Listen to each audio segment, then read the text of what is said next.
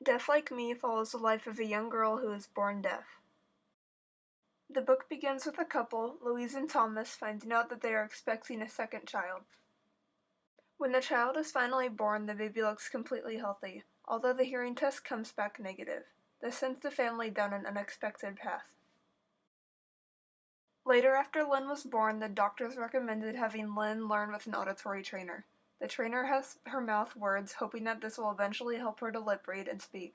The process of teaching Lynn was very slow, but she was learning. One morning, Lynn and her brother, Bruce, woke up feeling sick. They went to a hospital. Bruce was fine, but Lynn had issues with her spinal fluid and had to recover for several weeks. Her family would always be with her to comfort her. After Lynn's recovery, Louise and Thomas went to a meeting at Lynn's school. They discussed how only using the oral method was important.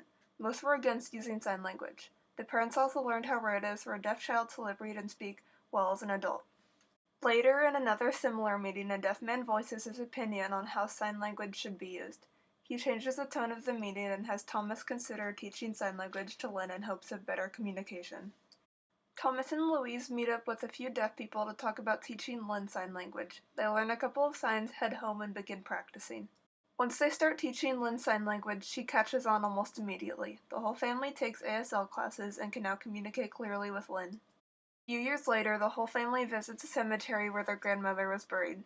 After, they go to a casino and their kids play games. Louise encounters a child who is deaf and unable to speak or lip read. This makes Thomas and Louise thankful that they taught Lynn sign language, because the child they encountered was not able to communicate efficiently.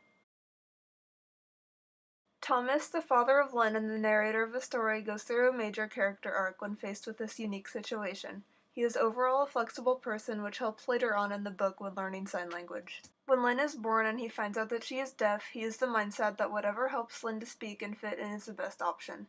This is what leads to Lynn starting with only the oral method. Later in the book, Thomas sees a group signing to each other. This is one of the major turning points in Thomas's perspective on ASL.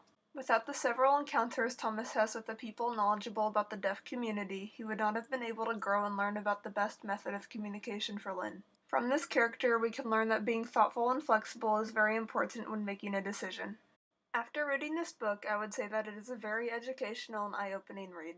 This should stay in the curriculum for those reasons. I was able to formulate accurate opinions after learning more about deaf culture. Without having read this, I don't think I would have had a very accurate view of what it is like to be deaf.